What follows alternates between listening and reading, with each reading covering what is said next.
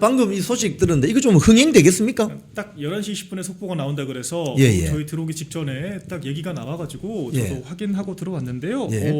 백승주, 이강덕, 김재원 후보 이렇게 네 분, 최경환까지 네 예. 분 후보가 경합을 해서 코리아 아리그 방식으로 말씀하신 예. 대로 김재원 후보가 지금 최종 1대1 매치업이 성사가 된 거죠. 그렇죠. 현직 도지사와. 그렇죠. 그래서 사실 네 분 중에서 아마 우리 시청자 여러분들도 그렇고 좀 인지도상으로는 김재원 최고위원이 가장 높긴 하죠. 그래서 아마 그런 부분들이 좀 반영되지 않았을까 싶기도 하고 최고위원을 지금 연달아 몇 번을 하셨어요. 사실 중앙 정치에서 잔뼈가 정말 굵으신 분이고 박근혜 정부도 청와대에서 정무수석도 지내셨고 그러니까 여러 정치 이력들을 봤을 때 충분히 흥행 카드가 된다라는 평가들이 있었는데 이번에 실제로 조기 경선에서 1위로 당선되면서 나름 빅매치가 성사된 것 같습니다. 그래서 현역 도지사와 지금 새로 이제 도전하는 이 김재원 후보 간의 이 대결에서 누가 승리를 할 것이냐 이것도 좋은 관전 포인트가 될 것 같고요. 경북 지역도 보니까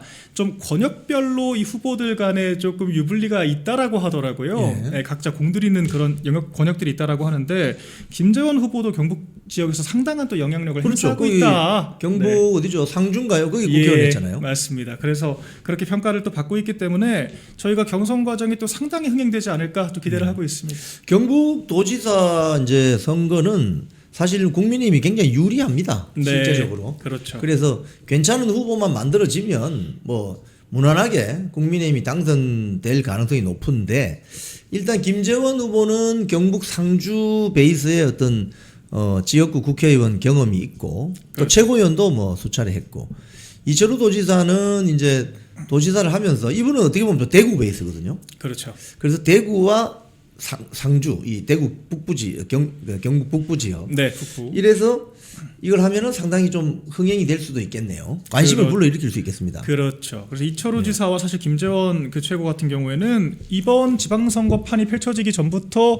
아마 두 사람이 경쟁하게 되지 않을까라는 예측을 했을 정도로 두 사람 다 의지를 강하게 표명을 했었죠. 그러니까 이철우 지사 같은 경우에도 좀 건강이 안 좋다라고 하는 얘기들도 있었습니다만 완쾌했다, 완벽하게 치유를 했다라고 하면서 강하게 출마 의지를 또 가졌었고요. 우리 김재원 최고 같은 경우에도 지방선거를 좀 염두에 두고 정치 행보들을 계속 해왔다라는 평가들이 있었기 때문에 좀 예측 가능한 또 매치업이라고도 볼 수 있을 것 같고 그러니까 이런 부분들이 또 누가 후보가 돼서 이번 또 선거에서 민주당과 맞붙을 것이냐 그런 또 이 조기전이 될 수 있지 않을까 생각을 해봅니다.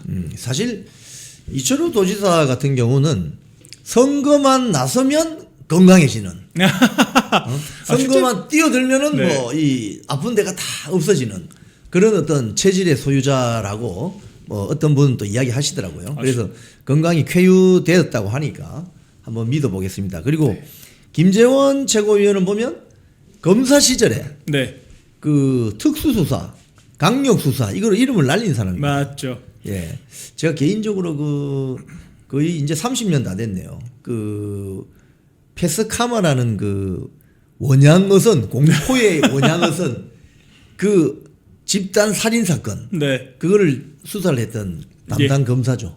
맞습니다. 끔찍한 사건이었는데 그때 한번 우리 스튜디오에 나와서 그 이야기를 나누니까 아주 이 김재원 최고위원은 말 스타일이 조곤조곤 아주 강론을 아주 면밀하게 이야기하는 스타일이에요. 네, 그래서 진짜 이분은 가끔 봤을 때, 야 정말 이렇게까지 기민하실 수가 있나 싶을 정도로 빠른 판단력과 이 정치 내공이 어마어마하다. 사실 정무수석 하셨을 때 정말 잘하셨을 것 같아요. 제가 경험을 해보진 못했지만 정말 정무수석이란 자리에 가장 어울린다 싶을 정도로 여러 현안들을 또 꿰뚫고 있고 지난 대선 때는 또 이 김문수 후보의 비서실장으로서 또 대선 때 역할을 하지 않았습니까?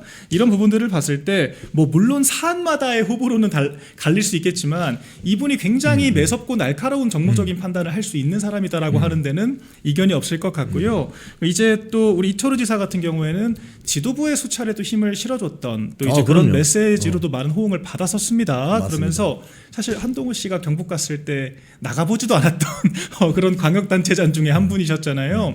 그러니까 근데 저도 그 내용이 단순히 한동훈이 싫다 이게 아니라 굉장한 의리파시더라고요. 그래서 정치를 저런 식으로 하면 안 된다라고 하는 또 강한 그런 의지를 또 가지고 계셔서 저는 굉장히 든든하게 생각을 했고요. 또 이제 건강 관련해서도 직접 방송을 최근에 수차례 출연을 하셨어요. 그래서 출연하신 영상들 지금 쭉 보시면은 여전히 굉장히 또 단단하게 정치를 할 태세를 갖추고 계시다, 이런 생각이 들었습니다. 그 이철우 도지사는 지난 그 윤석열 대통령 탄핵 국면에서 그 세이브 코리아 집회가 있을 때 네. 가령 뭐 서울, 맞아요. 뭐 부산, 대구, 뭐 천안, 광주 뭐 전국에 있었는데 저도 많이 그 가서 뭐 일부는 사회도 보고 연설도 했는데 대구에서 유일하게 경북도지사가 나오셔가지고 애국가를 불렀습니다. 그랬죠. 애국가를 불렀습니다. 왜냐하면 거기서 이 발언 이런 거 하면은 현역 뭐 시장이나 도지사 문제되거든요. 그렇죠. 못하죠. 현역 광역단체장은 현행법상으로 정치적인 의사 표현을 할 수가 없기 때문에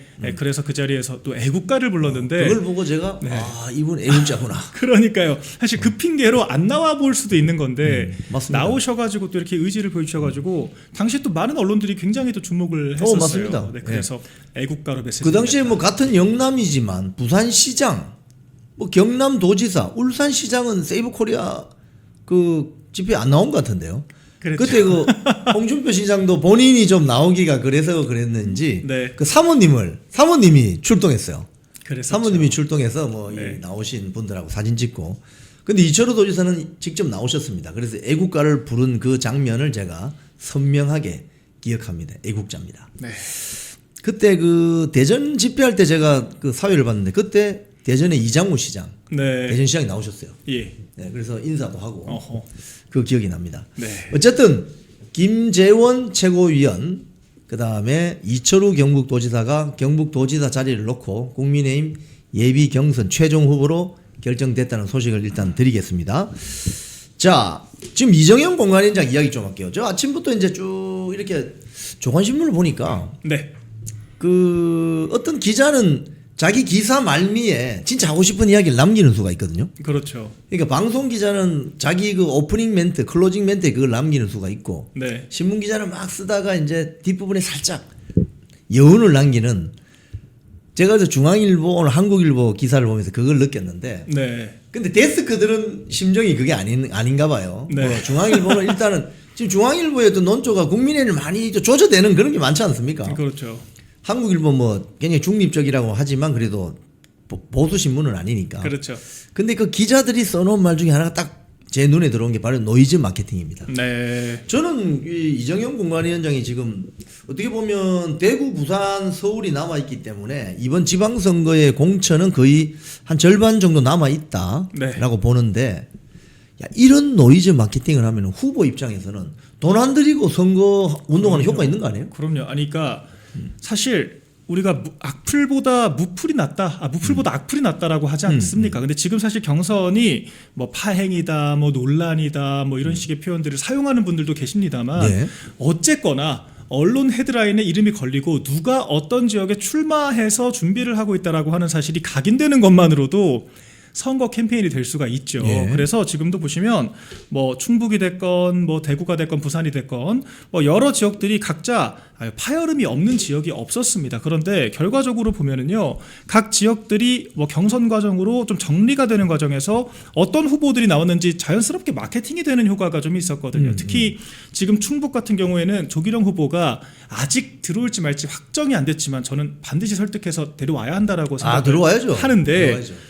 조기령 후보자가 충북에 출마한다라고 하는 사실을 넘어서 이 충주맨을 또 길러냈다라고 하는 이 마케팅이 그렇죠. 자연스럽게 이루어지면서 그렇죠. 이 뭐라 그럴까요? 이 공천 과정에서 좀 결기 있게 나섰다라고 하는 부분까지 대중적으로는 좀 플러스 요인으로 작용을 하는 것 같거든요. 그래서 이런 부분들이 이거는 그 이정현 공관위원장 스타일이 좀 그런 것 같아요. 일단 한번 휘몰아치고 나서 확 정리를 하면서 뭔가 오히려 이게 가슴을 쓸어내리면서 안도하면 뭔가 더 잘 된 것 같거든요. 롤러코스터. 그러니까 쫙 롤러코스터. 처음부터 적당히 정리된 것보다 와 엉망진창이었는데 이건 막 수습하다 보니까 이렇게 깔끔하게 될 수가 있구나. 약간 이런 식의 좀 컨벤션 극대화를 노린 건가 싶을 정도로 지금 그런 분위기가 연출이 되고 있습니다. 지금 민주당 공관위원장 누구예요? 난 누군지 모르겠어요. 관심이 없어요 저희가. 그러니까요. 민주당 공관위원장 누군지를 모릅니다. 뭐 왜 신문에 안 나오니까 잘. 그리고 다 단수예요 그냥 단수로 그냥 줘버리고. 그러니까 네. 뭐 지금 거기 보면 뭐 강원도 뭐 인천 뭐 쭉쭉쭉 경남 뭐 단수로 다 주고 있으니까.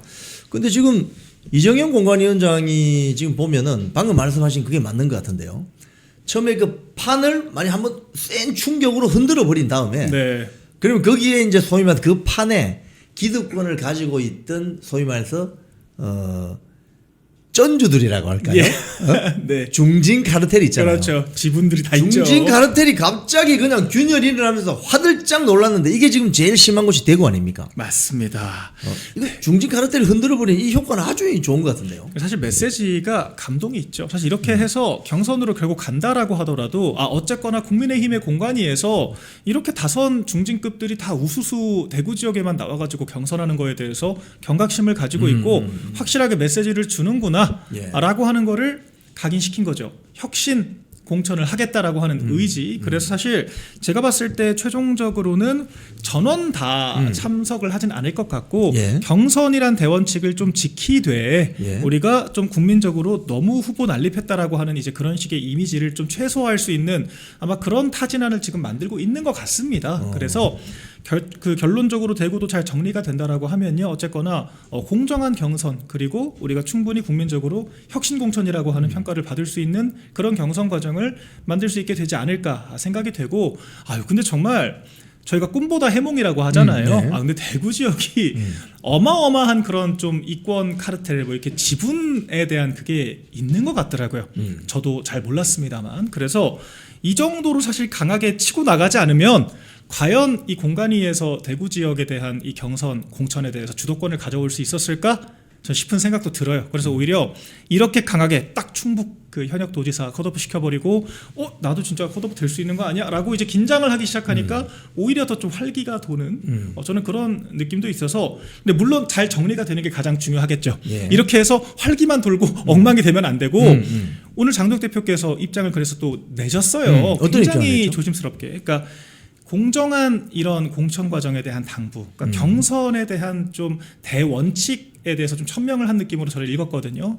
지도부가 최종 결정권이 있긴 하지만 어쨌거나 공관위원장이 당장 권한이 있기 때문에 이런 부분들을 침해하지 않으면서 어쨌거나 우리 당의 공천의 대원칙은 경선, 공정한 과정이 수반되어야 하지 않겠느냐라고 하는 당부 말씀을 또 해주셨습니다. 그렇기 때문에 이게 또 나름대로는 뭐 당대표와의 약속 대련이라고도 볼 수 있을 것 같아요. 네. 공관위원장이 이제 배드캅 역할을 하면서 당대표가 또 국합이 될 수 있잖아요. 그렇죠. 그래서 네. 제가 꿈보다 해몽이다라고 네. 말씀드린 게 여러 가지 지금 작용 반작용이 있지만 전 종합적으로 봤을 때는 뭐 나쁘게 볼 것만은 없다. 이런 평가를 좀 내릴 수 있을 것 같습니다. 지금 이걸 이제 아까 말씀하신 것처럼 충북도지사 김영환을 쫙 컷오프 시키니까 대구시장 출마했던 중진 국회의원들이 화들짝 놀라고 맞습니다. 그다음에 지금 부산 같은 경우도 뭐 최종 경선하기로 됐지만 현역 시장인 박형준 시장이 또 깜짝 놀라고 맞습니다. 엄청난 긴장감을 주는 거예요. 이 정도의 그 이니셔티브를 딱 그립감을 가지고 지어야 되는데 요건 이 소위 말해서 한 절반 정도 지금 공천 과정이 지나고 있다고 봤을 때 엄청난 성공이라고 볼 수 있는 것 그럼요. 같아요. 이정현 위원장이 42년 이력이시더라고요. 예, 보수 정당에서만 42년 활동을 하셨기 때문에 이분이 가진 또 내공이라고 하는 게 무시할 수 없다라는 걸 저는 좀 많이 느꼈고요. 그리고 또 우리가 현역들이 충분히 경쟁력이 있는 또 몇 지역들은 단수 공천을 또 했습니다. 그렇기 때문에 지금 얘기가 되고 있는 지역들은 얘기가 될 만하니까 지금 좀 판을 이렇게 만든 것이 아닌가 생각이 되고 저는 오늘 아마 다음 주 초까지가 좀 화수분되지 않을까 생각이 들어요. 예. 이번 공천에서. 그래서 충북과 대구 지역을 좀 주목할 필요가 있다. 충북도 결과적으로 오늘 아침에 단독 보도가 또 나왔죠. 경선 대원칙으로 전원 간다라고 했기 때문에 일단 또 조기령 후보를 다시 불러들여야죠. 모셔오는 과정이 가장 중요하지 않을까 생각을 하고요. 대구 지역들도 어쨌거나 우리 대구 시민들께 선택권을 돌려드릴 필요가 있지 않겠습니까? 그래서 경선 대원칙 아래서 최대한 이 어떤 지역 내 시민들, 우리 당원 지지자분들께서 납득하고 공감할 수 있는 결론을 내는 것이 필요하지 않을까 생각을 해봅니다.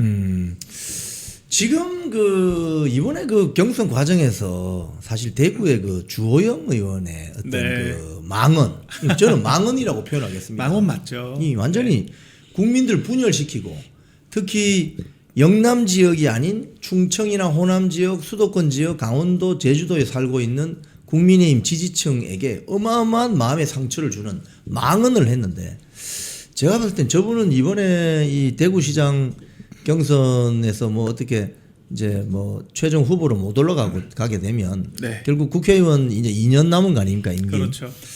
정치 그만하셔야 되는 거 아니에요? 저런 분들은. 실제로 본인도 그런 생각을 하시는 게 아니고서야 전 이렇게까지 거친 언사가 가능한가 생각이 들거든요. 그러니까 예. 육선의 품격이 느껴지지 않잖아요. 제가 후보 개인을 비방하는 것이 아니라 우리가 또 중진 의원들에게 기대하는 바가 있지 않습니까? 그러니까 그렇죠. 뭐 추경호 의원도 그렇고 윤지혁 의원도 그렇고 똑같이 다선 중진급들 원내대표까지 지내신 분들 예. 왜 그분들은 억울하고 서운함이 없겠어요. 그런데 저렇게까지 노골적으로 지도부를 힐난하고 타 후보를 비방하는 식의 캠페인을 하지는 않거든요. 전 어제 또 깜짝 놀랐던 게 아니 무슨 공관위원장을 향해서 전라도 어쩌고 하면서 지역 갈라치기를 시도한 것들 이것도 상당한 문제인데 심지어 이진숙 후보한테 윤어게인 고성국 박사와 같이 다닌다. 손잡고 다닌다 그랬어요. 손잡고. 그렇죠. 표현이 그래서 제가 손잡고라고 하는 게 좀 적절치 아니, 않은 것 손잡고 같아서 다닌다 이 말은 남녀가 손잡고 그러니까요. 다니고 연애한다는 소리 아니에요 그게. 그렇게 해석될 여지가 있어서 사실 문제가 정말 되죠. 근데 또 뭐라 그러냐면요. 어제는 윤어게인을 주장하는 이 인플루언서와 같이 다니는 것 자체가 해당 행위다. 당론 위반이다. 또 이렇게 얘기를 했더라고요. 전 대체 이게 무슨 논리인지 모르겠습니다. 그러니까 아니 우리 당 전체가 탄핵 한복판에서는 탄핵 반대를 외쳤었고 그게 우리 당론이었잖아요. 근데 그러면은 우리 당에서 누구누구와 같이 다니면 다 해당 행위고 뭐 당론 위반으로 해서 지금 뭐 징계 요구라도 할 겁니까? 그러니까 이런 얘기를 한다는 것 자체가 결국에는 경쟁 후보에게 프레임 씌우기 하는 거거든요. 그렇죠. 그러니까 어떻게든 경선으로 끌고 가서 상대 후보를 이런 식으로 불리한 프레임으로 끌고 간 다음에 공격해서 이기겠다라고 하는 건데 아니 이것이 아무리 우리가 경선판이 이게 치열하다라고 하더라도 좀 선을 넘고 있는 게 아닌가라는 생각이 들고요. 그리고 어떤 분들이 됐건 간에 우리 당을 위해서 열심히 투쟁해 주시는 분들한테 이런 식의 언사를 그러니까 좌파들 일부 언론들에서나 쓰는 그런 표현들을 그대로 갖다 박는 것이 맞습니다. 적절한가 의구심이 저는 개인적으로 가령 뭐 윤어게인을 외치는 뭐 콘텐츠 1인 미디어 크리에이터와 다닌다. 뭐 그렇게 비판할 수는 있겠는데 그러면 자기도 네. 그러면 반윤을 외치는 유튜버들하고 그럼 하세요 선거운동을. 자기가 안 하니까 지금 저쪽은 이진숙 후보나 누구는 소위 말해서 그 유명한 인플루언서 유튜버와 같이 뭐 촬영도 하고 뭐 지금 사실은 선관위가요. 네. 선관위가 가장 장려하는 선거운동 방법이 SNS입니다. 네. SNS는 무제한이에요, 무제한. 그렇죠. 사실은 문자 보내는 건 제한이 있지만 네. 유튜브를 통해서 하는 건 이 돈이 들지 않고 또는 군중을 동원하지 않기 때문에 그렇죠. 어떤 뭐 불미스러운 일도 별로 없고 하기 때문에 저도 지난번 총선 때 예비 후보로 뛰어보니까 저도 혼자 그 영풍 TV 들고 다니면서 했거든요. 예. 근데 훨씬 많은 사람들을 만날 수 있고 네, 그럼요. 저 선관위에 문의해 보니까 선관위 직원분들은 장려해요 오히려 그걸. 네. 유튜브 더 많이 하십시오. 그래서 그때 로컬 신문에 유튜버로 선거운동하는 후보 나타났다 뭐 이런 기사도 났거든요. 그러니까요. 근데 주호영 의원도 그러면 반윤 그러니까 윤석열 대통령 반대하는 유튜브하고 방송을 하세요. 왜 윤어게인 하는 사람하고 방송한다 그걸 왜 혼내시지? 자기도 방송하면 되잖아. 그러니까요. 참 이해가 안 됩니다. 네. 자 근데 그 대구에 또 오니 이런 이야기도 나왔습니다. 신지호가 채널A에 나와서 예. 주호영이 만약에 이번 경선에서 떨어지면 무소속 대구시장으로 출마할 터인데 네. 그럼 그 대구 수성갑이 비잖아요. 거기에 그럼 한동훈이를 데리고 와서 무소속 출마를 시킨다. 그럼 두 명이서 무소속 연대를 하면 어떠냐? 신지호의 말입니다. 네. 그랬더니 주호영이 채널A에 나와서 하는 말은 그 정치적 상상력이다. 뭐 이렇게 이야기하는데 이거 어떻게 보십니까? 가능합니까? 이런 분이 한동훈 씨 체제 때 전략부총장을 했기 때문에 한동훈 체제가 망가진 게 아닌가 생각이 들 정도로 참 아무 말 대잔치를 하고 있다 생각이 드는데요. 지금 솔직히 저는 여전히 한동훈 씨 근황에 대해서 물어보는 언론도 잘 이해가 안 됩니다. 지금 뭐 어디 갈 데가 있습니까? 그리고 사실 여기저기 어디 감나무에 감 떨어지나 지금 기웃기웃거리면서 침만 바르고 다니는 거 누가 지금 좋게 봅니까? 그러니까 여기 좀 자리 날 것 같으면 여기도 가보겠다고 하고, 그러니까 부산 전대수 지역구 갔다가 뭐 해운대 한번 갔다가 뭐 대구 한번 갔다가 또 이번에 이제 또 박수민 의원 서울시장 후보 나온다고 하니까 강남도 가겠다. 이게 대체 아니 아무리 쇼핑 아무리 우리 정치가 지역구 쇼핑. 네, 전국 그러니까요. 근데 우리 그 정당인들도 그렇고 일반 유권자들도 그렇고 이 지역구 쇼핑하면서 우리 지역에 아무런 연고도 없고 아무 애착도 없으면서 일단 그냥 몸 부비고 가는 거 얼마나 지금 불쾌하게 생각을 하시겠습니까? 너가 뭔데 여기 와서 지금 그런 얘기를 듣는 판에 지금 전략부총장까지 지냈던 신지호 같은 분이 이게 한동훈 씨를 도와주는 걸까요? 그러니까 여기저기 침 바르고 있다라고 하는 식의 좀 그런 이미지만 남기는 게 아닌가 안타까운 생각이 들고요. 그리고 주호영 의원도 말은 세게 하지만 이 무소속 출마라고 하는 게 감내할 것들이 상당히 많지 않습니까? 그렇죠. 심지어 15% 득표 못하면요 선거비 보전도 못 받아요. 그러니까 이게 김부겸 후보 지금 또 나온다고 예고를 또 하고 있지 않습니까? 그러면은 국민의힘과 3파전이 될 텐데 3파전에서 아이 뭐 주호영 의원이 이제 지역에 오래 털을 잡았고 뭐 조직도 있고 뭐 좋다 이거예요. 그런데 이 치열한 이 양당제 하에서의 경쟁이 펼쳐지는데 15% 쉽지 않거든요. 쉽지 않죠. 그러면 본인도 감내할 것들이 많은데 지금 이것은 경선하게 해달라고 하는 일종의 저는 퍼포먼스라고 생각을 하지 이거를 진지하게 받아서 한동훈 씨가 나올 것이다 얘기하는 게 저는 참 일단 우스꽝스럽다고 보고 만에 하나 근데 그런 말이 있긴 있었어요. 아니 왜 주호영 의원은 한동훈 씨가 자기 지역구 기웃거리는데 아무 제스처가 없냐 보통 되게 불쾌하게 생각을 하거든요. 너가 뭔데 우리 지역구 와가지고 침 바르고 다니냐 만약에 내가 출마해서 자리가 빈다라고 하더라도 나 국민의힘 소속인데 국민의힘 사람한테 내가 자리 주지 내가 당신한테 왜 줘야 돼? 이렇게 생각을 하는 게 상식인데 그렇죠. 너무 미온적으로 얘기를 하다 보니까 진짜 뭐 뒤에서 같이 뭐 하고 있는 거 아니야? 라는 의심도 샀었는데요. 그러니까 이런 부분들은 주호영 의원이 조금 불식시켜줄 필요가 있다라고 보여져요. 어쨌거나 본인이 지금 뭐 윤호겐 지적할 계제가 아닌 것이 한동훈 씨도 지금 제명당한 사람입니다. 한동훈 씨와 같이 뭔가를 작당하면 그게 바로 해당 행위인 거예요. 그렇기 그렇죠. 때문에 그렇죠. 남 지적할 시간에 좀 스스로 처세를 고민해 볼 필요가 있다라고 하는 말씀도 드립니다. 근데 이제 이 무소속 연대를 이 신지호가 띄우는 이유는 사실은 이 무소속으로 나와서 된 적이 몇 번 있어요. 사실은 그게 있긴 있는데 제가 그 현역 그 정치 담당 기자 할 때 2008년도입니다. 2008년도 18대 국회 때 무소속 친박 무소속 연대가 떴어요. 실제로 네. 전국적으로 떴는데 그때 성공했어요. 친박 무소속 연대는. 네. 그러니까 MB 정권이 들어서면서 박근혜 대통령 따라다니거나 박근혜 대통령을 지지하는 세력을 전부 공천 학살을 했습니다. 그랬었죠. 했는데 그때 이재호, 이방호 이 두 분이 그냥 주도해서 했는데 그 친박 무소속 연대 또는 친박 연대 서청원 씨는 친박 연대 당을 만들었고 네. 김무성은 친박 무소속 연대 이렇게 해서 부산 지역 뭐 이렇게 전국적으로 몇 명을 당선시킵니다. 네. 근데 제가 현장에 그때 있어서 봐서 압니다. 왜냐하면 이제 카메라 기자하고 같이 유세장에도 가보고 하잖아요. 네. 유권자들이 뭐라고 하냐면은 야, 저 사람들 억울하다. 어허. 기본적으로 이 무소속이 당선되려면 억울해야 됩니다. 맞아요. 피해자여야 됩니다. 피해자여야 됩니다. 억울한 피해자. 네. 그럼 유권자들이 불쌍해서 표를 한 표 줍니다. 정말 이 국회의원이라는 자리 또는 선출직이라는 자리는 네. 정치 오래 한 사람들 사이에서는 동양벼슬이라고 하잖아요. 그렇죠. 거지가 한 푼 주십시오. 동양하듯이 한 네. 표 주십시오. 선거철에는 그렇단 말이에요. 그렇죠. 당선되고 나면 또 이거 완전히 어깨 뽕 들어가가지고. 그런데 어쨌든 이 동양벼슬이 되려면 억울해야 되거든. 네. 피해자여야 되거든. 맞습니다. 근데 주호영, 한동훈이 피해자입니까? 아니 한동훈 씨는 악플 달다가 쫓겨나서 가처분도 못 걸어보고 지금 사실상 횡사한 상태가 된 건데 정치적으로 뭐 예. 그런 사람이 지금 여기저기 기웃거리는 거 누가 지금 좋게 봅니까? 사실 관심이 없죠. 지금 한동훈계 쪽은 한동훈 계파 전체 언론 트래픽을 보면요, 예. 한동훈 씨보다 배현진 의원이 더 잘 나갑니다. 오. 제가 봤을 때 그 정도로 지금 한동훈 씨는 입지가 없어요. 갈수록 잊혀지는군요. 그렇죠. 근데 그런 사람이 지금 기웃거리는 거 피해자로 보지도 않을 뿐더러 저 사람은 당을 망치고 있다. 한동훈 오죽하면 제명 찬성이 국민의힘 지층에서는 더블 스코어였겠습니까? 그러니까 이런 것만 보더라도 아무도 피해자라고 인식을 안 하고 있다라고 하는 거고 저는 기본적으로 한동훈 씨가 왜 보수 진영 텃밭에 왔다 갔다 하는지도 모르겠어요. 본인이 보수 정치인이 아니잖아요. 이것도 전 이해가 안 되고 피해자로 안 봅니다. 주호영 의원 같은 경우에도 육선 하셨잖아요. 사실 오래 정치를 하셨고 지금 같은 경우에도 그 컷오프라고 하는 게 명분을 가지고 얘기를 하고 있지 않습니까? 저희가 특정 계파를 지금 학살하는 개념이 아니라 그렇죠. 과거처럼 그렇죠.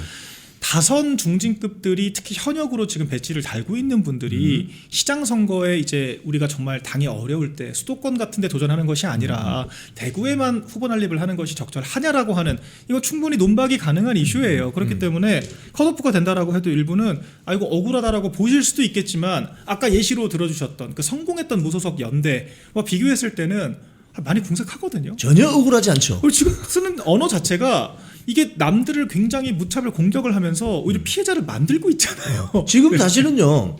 저는 이제 유권자 입장에서 말씀드리자면 대구 지역 유권자 또는 전국의 이 국민의힘 지지층 유권자 입장에서는 주호영, 한동훈 이러면은 억울한 게 아니고 괘씸할 것 같아요. 아, 그렇죠. 이 괘씸한 배신자들 뭐 이런 거 있지 않습니까? 더군다나 그럼 지금 신주호 그 전 부총장 얘기처럼 둘이 연대를 한다 그러면 시너지가 나겠습니까? 그러니까 안 그래도 한동훈이라고 하면 이갈리는 사람들 정말 많으세요. 아직도. 그러니까 그럴 수밖에 없는 것이 아니 사실 유승민 전 의원은 탄핵 찬성한 것만으로도 지금까지 배신자 낙인 찍혀가지고 정치적 제기를 못 하고 있는데 한동훈 씨는 제가 봤을 때 유승민이랑도 비교가 안 돼요. 제가 봤을 때. 왜냐면은 정말 능동적으로 정권을 해코지할 작정으로 당원 게시판에 여론을 조작하고 특검 협박질을 하면서 대통령의 그런 고립된 상황을 만들었고 대통령의 어떤 그런 비상계엄이라는 선택에 대해서 자신이 전 유발했다라고 생각합니다. 본인이 유발을 했는데 본인이 계엄을 막았다라고 하면서 당 전체를 또 악마화를 했잖아요. 내가 막았고 당이 지금 구태극우라서 나를 못 살게 굴고 있다. 누가 그런 말장난 궤변에 동조를 하겠습니까? 저는 그렇기 때문에 한동훈은 정말 용서받지 못할 배신자라고 생각을 하고요. 한동훈 씨와 손을 잡는다? 그럼 주호영 의원도 똑같은 사람 되는 거예요. 네. 자, 우리 그 충북도지사 이 경선 과정이 이제 오늘 아침 소식으로 완전 경선으로 가잖아요. 네. 근데 그 며칠 사이에 어제 저녁까지 우리가 복기를 해보면 김영환 현 도지사가 컷오프 되면서 예. 갑자기 삭발을 합니다. 네. 삭발을 하는데 충북 도민만이 자신을 판단할 수 있다. 삭발합니다. 근데 그 다음날 바로 경찰이 뇌물 혐의인가 해서 사전 그렇죠. 구속영장을 3,100만 원. 신청해요. 예. 근데 그러고 나서 또 나오는 게 뭐냐면 김수민 전 의원이 또 추가 신청을 합니다. 이러면서 네. 이제 모든 언론에서 야 이거 김수민 내정이다 이거. 네. 이러면서 내정설이 뜨는데 결국은 오늘 아침 결론은 완전 경선이지 않습니까? 그렇죠. 근데 이 과정에서 보면은 지금 언론 있잖아요, 언론. 네. 우리 이 방송 보시는 시청자님들이 뭐 유튜브도 보시지만은 뭐 스마트폰으로 이런 언론 정치 기사를 많이 보실 거 아닙니까? 그렇죠. 정치 고관여층들이 많으시기 때문에 이 주목을 끄는 언론 기사, 이 낚시질 아닙니까 이런 거? 내정설 뭐 이런 거. 그렇죠. 그 사실 그것도 그 컷오프된 김영환 지사가 계속 증폭을 시켰잖아요. 확대 그렇죠, 재생산을 그렇죠. 하면서 맞아요. 음모론 설파를 한 거예요. 그러니까 이정현 위원장이 김수민과 통화를 했다더라. 이런 얘기를 막 하는 거죠. 근데 그게 일단 이정현 위원장은 사실이 아니다라고 얘기를 했습니다. 그러니까 확인되지 않은 사실을 가지고 지금 얘기를 하는. 그러니까 둘이 통합을 했다라고 하면은 두 사람만 알 텐데 김수민 쪽에서 얘기한 게 아니고서야 무슨 근거를 가지고 그런 얘기를 하냐 이거죠. 그렇죠. 그러니까 그런 것들 때문에 물론 이게 정황상 김수민 쪽에서 좀 자가 발전을 한 건 있는 것 같아요. 왜냐하면 그날 여러 찌라시들이 조금 돌았거든요. 예. 저는 이게 조심스럽지만 당사자가 아니고서야 굳이 이런 얘기를 할 사람이 누가 있을까 싶은 생각이 저는 들어요. 조심스럽게 말씀드릴게요. 근데 그 내용 보면은 사실상 김수민을 염두에 두고 추가 공모 열어준 거 아니냐라고 그런 글을 적어서 막 돌려요. 그러니까 이제 기자들이나 무 플레이어들은 딱 이거 보고 나서 그런가? 호도되는 분들도 계시거든요. 그러라고 찌라시를 뿌리는 거잖아요. 그래서 거기에 지금 특정 후보들이 좀 경도된 게 아닌가 좀 안타까운 마음이 있습니다. 그래서 결과적으로 지금 공천 과정에서 경선을 하기로 했기 때문에 결국에는 없던 이야기가 된 거거든요. 근데 그 과정에서 그러니까 오히려 조기령 후보 같은 경우에는 저렇게까지 사실 무차별적인 난사를 하진 않았어요. 그래서 우리가 또 동정론이 있는 거지 않습니까? 우리 기자님 말씀하신 것처럼 불쌍해 보여야 되거든요. 근데 김영환 지사는 공관위원장을 저격을 하고 지도부도 사실 똑같이 그렇죠. 공격을 맞아요. 하고 맞아요. 그리고 사실 뭐 그 자기 구속 영장 발부되니까 이제 이재명을 또 향해서도 막 무차별 난사를 하면서 굉장히 희화화가 되고 있습니다. 그러니까 이런 부분들이 과연 스스로의 거취에 도움 되느냐, 결과적으로 경선하겠다라고 했을 때 본인이 들어온다라고 하더라도 도움 되겠습니까? 안 되잖아요. 그러니까 우리가 정치를 할 때도 처세가 굉장히 중요하고 우리가 한마디 신중할 필요가 있다 이렇게 보여지고요. 또 이분도 전라도 출신의 못된 버릇. 아 그러니까 이런 표현. 지금 송영길 의원이 지금 그걸 거론해요. 그러니까 참 DJ 때 정말. 정치 시작하셨다는 거 저도 네. 그래서 알았거든요. 새정치 국민의힘. 이게 지금 도움이 되냐는 겁니다. 아 정말 이번에 제가 어제 송영길 의원 어쩔 수 없이 한번 칭찬하게 됐는데 이랬더니 댓글에 어떻게 송영길을 칭찬하냐 뭐 이런 댓글 올려주시던데. 아니, 송영길 의원 말이 제가 볼 때는 그 팩트만 보면 틀린 게 아닌 것 같습니다. 왜냐하면 정치를 김대중 밑에서 시작을 했는데 그럼 한 길로 쭉 가든지 그럼 왔다 갔다 하면서 그냥 와가지고 마지막에 이렇게 소위 말해서 국민의힘 정당 안에 그 충북도지사 자리가 뭐라고 이렇게 갈등을 일으키고 싸질러 놓고 하면 어떻게 합니까 이거. 그러니까 이게 주호영 의원도 적절하지 않은 얘기를 했지만 전라도 출신이 대구를 멀어라 약간 이렇게 그러니까. 얘기를 한 건데 그게 말이 되는 소리예요 그게. 이분은 한 발 더 나가서 전라도 출신의 못된 버릇 이거는 이거 완전히 지역 비하예요 지역 비하. 그러니까 이건 전라도 사람들은 항상 뭔가 나쁜 짓을 꾸민다 이거 아니에요 이거 지금. 그러니까 이게 특정인에 대한 비평이 아니라 이거는 그냥 그 사람들을 통으로 싸잡아 묶어서 그러니까 비판을 한 것이기 때문에 이건 미국에서는 그 인종차별. 레이시즘입니다, 거죠. 이거는. 그러니까 이거는 전 정말 좀 경악스러운 얘기였다. 그리고 우리가 호남 지역은 후보 안 냅니까? 호남에도 지금 출마해서 우리 비례대표부터 시작해가지고 지금 그 저희 청년 오디션도 하고 있거든요. 그렇죠. 이런 분들 지금 치열하게 뛰고 있는데 이걸 이렇게 초를 쳐가지고 되겠습니까? 현역 지사가. 근데 이 말씀 나온 김에 민주당은요 김대중 대통령 이후에 3번 다 고향이 영남인 사람들을 대선 후보로 만들었습니다. 맞습니다. 첫 번째가 노무현이고 광주에서 민주당 경선에서 노무현을 찍어내는 거죠. 네. 원래 하나갑이 될 줄 알았는데 그게 아니고 호남에 있는 그 당원들이 노무현을 찍습니다. 그리고 그 다음에 그래서 당선시키죠, 그죠? 그렇죠. 그래서 이거 해보니까 이거 장사 되는데 쉽게 이야기하면은 네. 불경 지역의 표가 많이 잠식이 되는데 지금도 보세요. 노무현 대통령 사망 이후에 김해 쪽은 국민의힘 계열의 국회의원이 당선이 잘 안 됩니다. 네. 그 비극적인 어떤 그런 운명을 맞았기 때문에 그 지역 사람들이 동정표가 있는 거예요. 동정표. 맞아요. 그죠? 그게 지금 민주당이 영남 지역을 쉽게 하면 선거 때마다 싸우게 되는 그 교두보가 바로 불경 지역, 특히 김해를 중심한 그 지역이 되었고 또 그 다음에 또 문재인 부산 출신 또 출신이죠. 문재인을 또 시켜서 또 민주당 집권하는 거 아닙니까? 맞습니다. 그러니까 이런 게 이재명까지. 그렇죠. 이재명도 그 영남권에서 안동. 그렇죠. 안동 출신. 일찍 떠났지만 근데 그래도 그런 측면에서 보면은 국민의힘도 앞으로 호남 출신 우리 혹시 압니까? 우리 박민영 대변인 또 서울 출신 뭐 이런 사람들이 나서서 왜 영남 출신이 대선 후보를 해야 됩니까? 그렇죠. 그 편견을 없애야 된다는 그 편견을 네. 이번에 보면 맞아요. 그러니까 저도 이번에 느낀 것이 우리 당이 조금만 이게 그 궤도를 우리 내 집단 중심으로 가면은 영남 자민련이다 이런 얘기를 계속 듣지 않습니까? 근데 우리가 바로 얼마 전까지 집권을 했던 수권 정당이고 우리가 대통령 정당이었는데 우리가 그런 평가를 듣는다라고 하는 것은 굉장히 고립된 역사를 또 밟아왔다라고 하는 방증일 수가 있습니다. 맞습니다. 그러니까 이제 그게 또 우리 당원 지지자분들께서 영남에 많이 포진해 계시기 때문에 그런 측면들도 분명히 있습니다만 말씀하신 것처럼 민주당 권리당원 절반 호남이거든요. 그럼에도 불구하고 전략적으로 영남 출신의 후보를 밀어준다라고 하는 거죠. 그래서 오히려 좀 그 틀을 적극적으로 깨려고 했기 때문에 역설적으로 우리의 전통적인 지지층이라고 불렸던 텃밭이라고 불렸던 지역들이 이제 민주당의 일부 테라포밍이 되는 효과가 또 있는 것도 사실인 것 같아요. 예. 그래서 우리가 이 확장 외연 확장이라고 하는 게 뭐 윤어게인을 해야 외연 확장 전 이런 얘기 개념에는 공감하지 않는데 이런 식으로 지금 특정 지역을 지나치게 좀 매도하고 호도하는 언사는 굉장히 자중될 필요가 있고 또 우리가 이정현 위원장 호남 출신이시지만 42년 보수당에서 정치하셨거든요. 그럼요. 친박계 대표 주자였지 않습니까? 그럼요. 그러니까 이런 분에 대해서는 우리가 그 정치 행보에 대해서 적어도 지역 가지고는 공격을 안 하는 것이 맞지 않나 이런 생각이 조금 들고요. 저희도 좀 이제는 민주당이 더 강한 정당이 됐습니다. 이게 우리가 인정할 수밖에 없는 현실이에요, 사실이에요. 현실. 190여 석 지금 여권에 현실. 집권을 했고 지금 지방선거도 이길 거라고 하는 지금 전망들이 많지 않습니까? 냉정하게 보자고요. 그럼 우리가 이 민주당에 배울 부분들은 좀 배울 필요가 있다. 이런 생각이 또 들어요.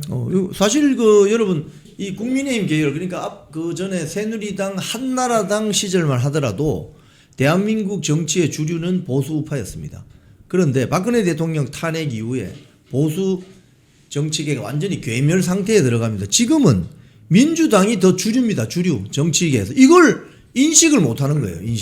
인식을 못하니까 하다 안 되니까 그냥 뭐 내 고향에서 한번 시장이나 한번 하고 이제 정치 여정을 끝내야 되겠다 이렇게 생각하시면 안 되는 거지 그건. 그래서 제가 아까 그 혁신공천 말씀을 드린 거죠. 그러니까 이정현 위원장 입장에서도 그러니까 일반 국민들이 보셨을 때 물론 대구 시민들께서는 당연히 선택권을 보장해드리는 게 좀 맞다고 보지만 일반 이 전국적으로 봤을 때는 국민의힘은 경기도에도 후보가 지금 뭐 한두 명 뭐 나왔다는 얘기 나오고 서울에서도 서울시장 현역시장도 나온다 만다 그런 얘기 나오는데 대구 경북만 10명씩 몰려 이렇게 사실 인식이 될 수 있거든요. 그래서 이런 부분들을 또 저희가 경계할 필요도 있었다.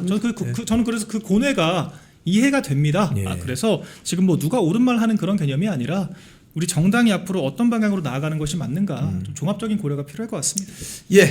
이 마지막으로 이 궁금한 게 이게 있어요. 지금 우리 박민영 미디어 대변인 지금 대변인 유지하고 있습니까? 이거 좀 이야기해 주세요. 일단 뭐 저를 포함해서 그 6개월 전에 같이 임명됐던 대변인단 한 7분 정도 되시는 걸로 알고 있는데 지금 전부 다 그 임명 영장이 안 돼서 무직 상태입니다.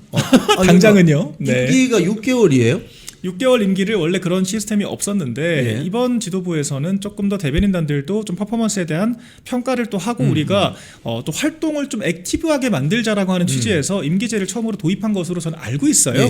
그래서 사실 이게 그렇다고 해서 막 페널티를 주겠다는 개념은 아니기 때문에 좀 자동 연장 개념으로 들어가는 조항이었거든요. 그런데 이게 참 공교롭고 이상하게도 현직 서울시장께서 미디어 대변인의 어떤 거취를 걸고 넘어지기 시작하면서 서울시장급이야 지금 본인이. 이게 전 쟁점화가 된 게 이해가 안 됩니다. 솔직히 이해가 안 돼요. 그러니까 원래는 지난주 월요일에 딱 임기 도래가 지난 주말에 됐기 때문에 월요일날 의결될 예정이었어요. 그런데 그 서울시장 그 제재 공고를 하고 딱 그 시점이 또 화요일로 맞물려 버렸기 때문에 제재 공고를 앞두고 이게 의결하면은 조금 우리가 빌미 줄 수 있지 않아? 이제 그런 의견들이 있었나 봐요. 그래서 아마 이번 주에는 그런 흐름으로 갔던 것 같고 뭐 모르겠습니다. 오세훈 시장이 아무 근거도 없는 상태에서 30대 당직자 나가라 그러면 제가 나가야 되는 건가? 그러면 그게 나가면 그 그림이 보기 좋나요?